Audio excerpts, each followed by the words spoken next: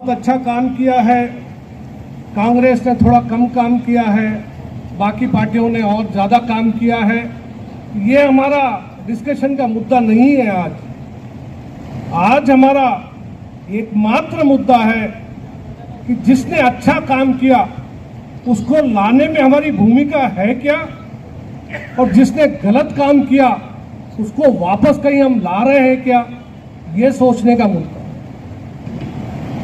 प्रवासी समाज तेलंगाना में, खासकर हैदराबाद में 1 करोड़ 10 लाख की पॉपुलेशन में 35 से 40 लाख प्रवासी है, और 40 लाख प्रवासी अपने मत का इस्तेमाल करने के बाद में भी सत्ता में और सरकार की भागीदारी में और अपने अस्तित्व को बचाने में कितना कामयाब है, ये आप सब अच्छी तरीके से जानते हैं। हमारा आज का उद्देश्य 8 दिन का समय, 13 मई का चुनाव, हम देश की बात नहीं करेंगे, हम प्रवासी तेलंगाना के मंच की बात करेंगे कि तेलंगाना की इस राज्य में जहां हम 40 लाख लोग हैं और मत प्रतिशत पुराने चुनावों को देखते हैं तो 40 से 50% से हमारा मत प्रतिशत कहीं पे भी मुझे ज्यादा नजर नहीं आता है। हम किस तरीके के लोग हैं कि जिस सरकार को चुनने में अपनी भूमिका निभा सकते हैं, उस सरकार को चुनते वक्त तो हम सोते रहते हैं, और जब वो सरकार कुछ गलत काम करती है तो रोते रहते हैं। हम किस तरीके के लोग हैं? अरे कम से कम हम उनको तो चुने, और हमारी चुनी हुई सरकार से हमें नाराजगी भी होगी तो कम से कम हमें इस बात का तो एहसास होगा कि ठीक है, हमसे गलत निर्णय हुआ, अगली बार सुधार लेंगे। अरे जहां निर्णय लेने में निर्णायक भूमिका निभाने का आपकी हस्ती है, और वहीं आप अपनी ताकत का इस्तेमाल नहीं करते हैं, और कोई 500 रुपए में अपनी ताकत का इस्तेमाल करता है, और उस सत्ता के अधीन आप रोते रहते हैं, आप बिलखते रहते हैं, और फिर कहते हैं कि सरकार अच्छी नहीं है, सरकार में ये कमी है। सरकार को किसने चुना? जब चुनने की ताकत आप में है और आप नहीं चुनते हो तो सरकार की गलती है या आपकी गलती है? आपको सोचना पड़ेगा। आज 8 दिन का समय है, 40 लाख प्रवासी है, 70 से 72 समाज है। कश्मीर से कन्याकुमारी तक और गुजरात से आसाम तक 28 प्रदेशों के कम से कम 150, 200, 300 समाज हैं। लेकिन पूरे समाजों को एकत्रित कर अगर उनके पास भी मैं डाटा देखता हूं तो मुश्किल से 25, 30, 40, 50 हजार लोगों से ज्यादा का डाटा नहीं है, और 50,000 लोगों का डाटा और 39.5 लाख प्रवासी लावारिस की तरह है, जिनका कोई अता पता नहीं है, जो कोई संगठित भूमिका निभाने के लिए तैयार नहीं है। सोचना पड़ेगा। मैं ये नहीं कहता कि लोकल के साथ में हमें सत्ता की भागीदारी आज ही करनी है, लेकिन लोकल की सरकार और देश की सरकार को इस बात का एहसास तो हमें दिलाना होगा कि प्रवासियों की भूमिका तेलंगाना राज्य में अपना अस्तित्व रखती है, अपनी ताकत रखती है। हर एक समाज, छोटा सा समाज, हर राजनीतिक दल उनकी हर बात सुनने के लिए तैयार है। लेकिन क्या आपने कहीं सुना कि कोई पार्टी प्रवासी समाज के पास में आकर उनसे पूछ रही है कि आपको क्या तकलीफ है, आपकी एकता की कोई बात है क्या, आपके वोट से मेरा प्रभाव पड़ेगा क्या, आपके वोट से मैं जीत पाऊंगा क्या? अरे हमारी कोई गति नहीं। 40 लाख की तादाद में हैदराबाद की सीट पे प्रवासी कितने हैं? 30% प्रवासी है, तकरीबन 8 से 10 लाख प्रवासी है। सिकंदराबाद की सीट पे 6.5-7 लाख प्रवासी है। मलकाजगिरी की सीट पे 7 लाख प्रवासी है, 10 लाख प्रवासी है। भोनगिर की सीट पे प्रवासी है, चेवला की सीट पे प्रवासी है। अरे 5 लोकसभा चुनाव में पूरी तख्ता को पलटने का वादा रखते हैं प्रवासी समाज।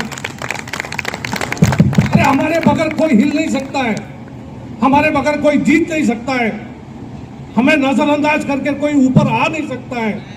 लेकिन कोई प्रवासी की कोई आवाज को आपने महत्व किसी ने दिया, आपने सुना है? किसी प्रवासी के लिए कोई राजनेता का स्टेटमेंट, कोई राजनेता का भाव, कोई राजनीतिक मंच पे कोई उनका मान सम्मान आदर? चुनावों के वक्त तो हर किसी का होता है, आपका होता है तो कोई बड़ी बात नहीं है। क्या आपकी समस्याओं के निदान के लिए कोई व्यवस्था है? क्या स्थानीय स्तर पर है? क्या केंद्रीय स्तर पर है? अरे कोई स्तर पर कोई व्यवस्था नहीं, और 40 लाख की तादाद में रहते हुए भी आप जिम्मेदार, व्यवस्थित, शिक्षित, लेकिन अपनी अधिक शिक्षा के कारण कहूंगा, या अपने आलस्य के कारण कहूंगा, या जागरूकता की कमी के कारण कहूंगा, या सामाजिक जिम्मेदारियों में या अपने पारिवारिक जिम्मेदारियों से इतना ग्रसित हो चुके हैं कि थोड़े किसी पार्टी ने बहुत अच्छा काम किया, अच्छा काम करेगा तो दोबारा चुन के आएगा। वो मेरा निर्णय नहीं, अच्छा काम दिखता है, कोई एक के बोलने से कोई अच्छा काम नहीं करता है। आज हम जय श्री राम बोलते हैं, हिंदू हैं तो जय श्री राम बोलते हैं तो हमें गर्व है, लेकिन जय श्री राम बोलते हैं तो हम सब बीजेपी के लोग नहीं है। हम बीजेपी के समर्थक हो सकते हैं, ये हमारा व्यक्तिगत निर्णय हो सकता है। हम कांग्रेस के समर्थक हो सकते हैं, कोई वो उनका व्यक्तिगत निर्णय है। कोई एमआईएम के लोग भी हो सकते हैं, वो उनका व्यक्तिगत निर्णय है। लेकिन हमें ये सोचना पड़ेगा कि इस देश को, इस राष्ट्र को एक मजबूत तंत्र देने के लिए, इस राष्ट्र को एक मजबूत व्यवस्था देने के लिए, इस राष्ट्र को संपूर्ण पृथ्वी पर एक शक्तिशाली सरकार देने के लिए कौन सी पार्टी में कौन सा व्यक्ति आज की परिस्थिति में ज्यादा काबिल है? काबिल तो सभी लोग हैं, इसलिए सत्ता पे बैठे हैं, आपसे तो ज्यादा काबिल है। तो कोई व्यक्ति काबिल नहीं है ऐसी बात नहीं है।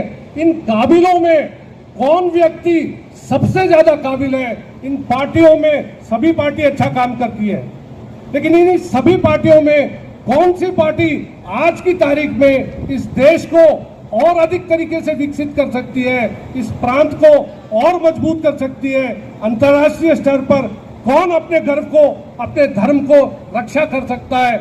उसको सोच के आप वोट दीजिए। आपको किसी पार्टी की नीतियां अच्छी लगती है, आप उसको वोट दीजिए। अरे किसी को तो वोट दीजिए। अरे पता तो चले कि 40 लाख में 39.5 लाख लोगों ने वोट किया है। अरे 40 लाख में 4 लाख लोग वोट नहीं करते, 8 लाख लोग वोट नहीं करते, और वोट करते भी है तो उसको प्रदर्शित नहीं करते। अरे दिखाइए कि आपने वोट किया है, आप किसी को भी कीजिए। आज शायद हम सरकार को नहीं बना सके, आज सरकार में भूमिका नहीं निभा सके, लेकिन जिस दिन इस बात का आभास हो जाएगा कि 40 लाख प्रवासी ने अमरावती की पद्धति को निपटाते हुए कलेक्टर के हिसाब से अगर 99% अपना वोटिंग किया है, तो तेलंगाना प्रवासी समाज 40 लाख का 40 लाख वोट करेगा और 100% वोट करेगा। हमें सत्ता में भागीदारी नहीं चाहिए, हमें कोई पार्टी के खिलाफ नहीं है। हम व्यापारी वर्ग है, हर पार्टी का सम्मान करते हैं, हर राजनेता का सम्मान करते हैं, लेकिन परिस्थितियों में और खासकर आज की परिस्थितियों में जो व्यक्ति सर्वश्रेष्ठ है, जो पार्टी सर्वश्रेष्ठ है, उसका समर्थन करते हैं। किसी एक का समर्थन करने का हमारा ये मतलब नहीं कि दूसरी पार्टी खराब है, वो अच्छी भी हो सकती है, लेकिन आज की परिस्थिति में हमारा निर्णय हम लेंगे। हम आपको बाध्य नहीं करेंगे कि आप इस पार्टी को वोट दो, हम आपको बाध्य नहीं करेंगे कि आप उस पार्टी को वोट दो, लेकिन हम आपको पूरी तरीके से बाध्य करेंगे कि आपको वोट देना ही पड़ेगा। ये कोई आपका अधिकार नहीं है, यह आपका पूर्ण तरह कर्तव्य है।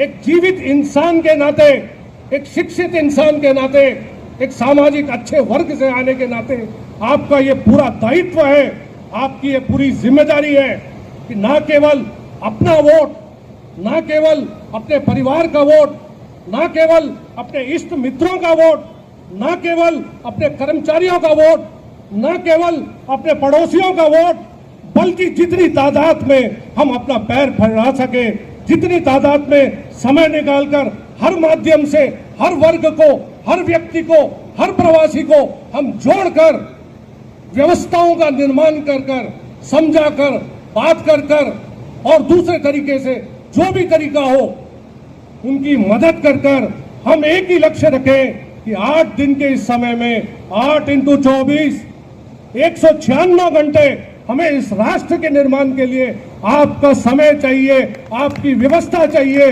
आपका धन चाहिए, आपका सहयोग चाहिए, आपकी आस्था चाहिए और आपके स्वाभिमान के लिए, इसके लिए आपको ये करना ही पड़ेगा। किसी के पास समय नहीं है और समय बीत जाने के बाद में जब तड़प होती है तो सबके पास समय ही समय है।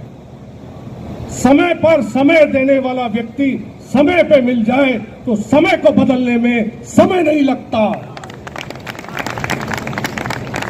मैं यही गुजारिश करूंगा कि आज हमारे पास डाटा नहीं, आज एक एक व्यक्ति 100 व्यक्ति को भी अगर आप कन्विंस करते हैं तो 200 लोग, 300 लोग, 25,000 वोट, 8 दिन के अंदर हम 25,000 की ताकत है। मैंने बहुत दिन से डाटा इकट्ठा किया है, मेरे पास अब तकरीबन 2.5 लाख प्रवासियों का डाटा है, फोन नंबर के साथ डाटा है। मैं 8 दिन में वो 2.5 लाख को 3 लाख प्रवासी तक पहुंचने की कोशिश कर रहा हूं, 4 लाख प्रवासी तक पहुंचने की कोशिश कर रहा हूं। मैं अपने भाव 4 लाख तक पहुंचाने की कोशिश कर रहा हूं। निर्णय उनका होगा, प्रयास मेरा होगा, लेकिन प्रयास भी जो है 4 लाख तक होगा। आपका प्रयास ही 100 लोगों तक नहीं होता और 100 में 50 नहीं देते तो क्या आपका प्रयास आपके उपयुक्त है? आपकी गरिमा, सामाजिक गरिमा, व्यापारिक गरिमा, आपकी वयस्क और आपकी आयु के अनुकूल क्या आपका इतना ही ताकत है कि आप सिर्फ कहें कि सुभाष जी मैंने वोट कर दिया, मेरे परिवार ने वोट कर दिया, मैंने अंगूठा दिखा दिया, हम 4 लोग थे। क्या आपकी शक्ति 4 तक सीमित है? अरे दूसरे सोए हुए तो कम से कम आप तो जागृत हैं और जागरूकता का पहला प्रमाण है कि आपकी उपस्थिति ये दर्शाती है कि आप जागरूक प्रवासी हैं। बहुत मीटिंग है, बहुत संडे है, बहुत दावतें हैं, बहुत कुछ है, लेकिन उन सबको छोड़कर आज इस विषय पर आपका आगमन, आपकी उपस्थिति पूर्णता और जागरूक प्रवासी अगर 200-250 भी है तो वो 25,000 के बराबर है, 25,000 के बराबर है। मेरा आपसे बहुत विनम्र निवेदन है कि लोग सो रहे हैं, मैं सत्ता की भागीदारी की बात नहीं करता, आप जगाइए, अपने कार्यालय में जगाइए, घर में जगाइए, रिश्तेदारों को जगाइए, पड़ोसियों को जगाइए, व्हाट्सएप के माध्यम से जगाइए और जगाइए कि वोट क्यों देना है। सब कहते हैं वोट दो, वोट दो, क्यों वोट दो? वोट आने के बाद में कौन सत्ता में आएगा वो अगला स्टेप है, लेकिन वोट इसलिए दो कि प्रवासियों की ताकत, चाहे कोई भी सरकार आए, उसे पता चले कि प्रवासियों की संख्या, प्रवासियों की एकता, प्रवासियों की ताकत और प्रवासियों की इस लोकतंत्र में संख्या में कितना बल है।